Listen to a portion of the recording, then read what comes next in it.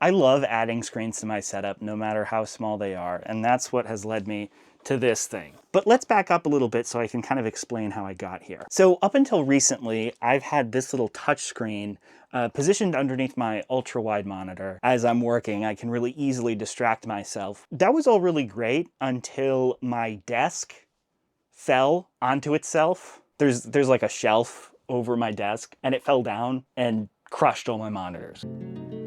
Oh. Now I'm in a position where it's like, okay, I need to replace these. And I was gonna get another one of these, but I found out this refurbished monitor here is actually, it was not much more than what I paid for this originally. So it was just like, I should get that instead. It makes sense, it's bigger. So I had to say goodbye to this whole idea, this whole concept. Whoop, ooh. It was already broken, but still. But I really missed my small screen. It's kind of a weird thing, but being able to glance down and just see whatever YouTube video I'm listening to was really nice. With this thing over here, I gotta like, you know, break my neck to look over at it. I discovered that my mechanical keyboard had received some impact damage as well, so I gotta replace that too. So I'm out there looking, and I see a picture of this thing. Look at that. Something that really intrigued me is with that touchscreen, you kind of just propped it up somewhere, and typically it had to be propped up somewhere that was far enough away that I couldn't like reach out and touch it, so I never used the touchscreen element of it. But with this keyboard having the screen like built into the top, I can angle it however I want, and it's an inch away to touch the screen. I think what we're learning here is that I'm extraordinarily lazy. So it's called the Bosii K3. Obviously we have a mechanical keyboard down here, really nice switches. I was just so intrigued with this thing. So I decided I was gonna buy it. Before I bought it, I reached out to Bosii and they were willing to send one over for me to make a video about. So full disclosure, I'm gonna tell you a secret though, okay? I was gonna buy it anyway, but this video isn't sponsored at all. I can say whatever I want. Purple Monkey dishwasher. I was very excited about this, but the box made me more excited because it is way over engineered. It's huge. It comes with this like leather screen cover. We have some cables and a 3-amp AC outlet, but it's not only a keyboard and a screen. So it's actually a USB hub, USB-C power delivery, USB-C input, and there's actually an SD card and a micro SD card over here. That's pretty cool. That's like a nice inclusion. But my favorite thing, because it's totally unnecessary, is this M.2 slot. Also this volume knob, which has a very nice clicky feel to it. It feels like it's made of aluminum, like it feels cool to the touch. I think the price is fairly reasonable, but obviously it's not a super cheap thing. So these kinds of inclusions go a long way to kind of help with the value proposition for this thing. My previous mechanical keyboard was like 90 bucks, I think. My touchscreen I previously threw across the room was around 100. A good USB hub is gonna be at least 20 bucks. And an M.2 external enclosure is probably going to be pretty similar. So already we're over the sale price for the K3, and there's no convenience fee for having it all in one package. There's a button which allows you to change the angle of the touchscreen, and because it's a touchscreen and I'm going to be poking it all the time, I was a little bit concerned that it might not be able to withstand the force. That's not really an issue here. Even poking it pretty firmly, it stays up just fine. I like the yellow switches. They're smooth.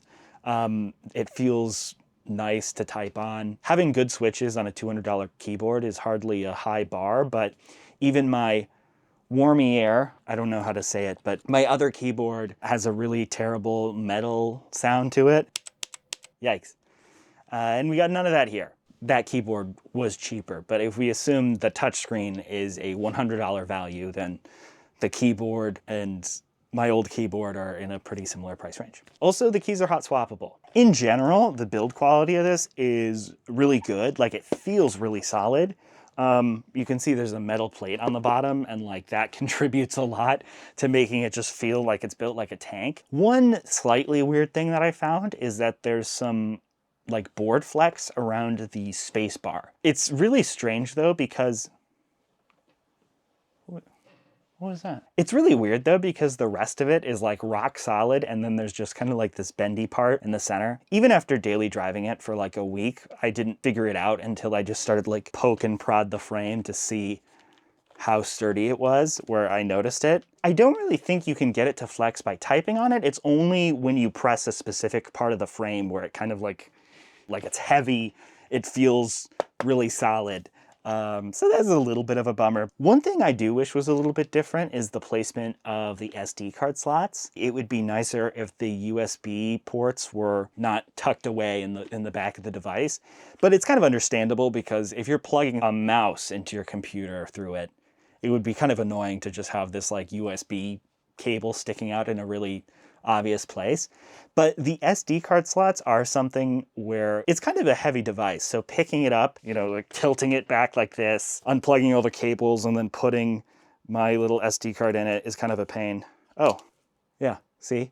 I didn't take that out last time because it was too lazy. But again, I'm nitpicking. It's a nice inclusion and it's not really a requirement anyway. So the fact it's in here at all is cool. When I was doing some web surfing, kind of exploring people's reviews of this thing, I saw a comment from somebody who said this would be really cool for like interfacing with a headless terminal because you don't need a mouse. You just need a keyboard to be able to type in what you need. And with the M.2 slot, you have the ability to have, you know, certain files or programs you might need to run like locally in your keyboard. And you could just plug in with a single port with the USB-C and power everything. It's like pretty cool. It's kind of compelling. It's very much like it's like a cyber deck type scenario, you know? I love that idea. But this is a device that's fairly heavy. It's not the most portable thing in the world, you know, a touch screen, which is a fragile thing. And we have all these exposed keys here. But what really, in my mind, makes it like, it probably wouldn't work super well for that use case is the fact that there's no handle for it. I would have a lot of trouble carrying this around with me unless it was on like a cart or something, which is an option. But I really want it to just have like a handle, like a big, ugly handle right here on the top that I could like grab onto.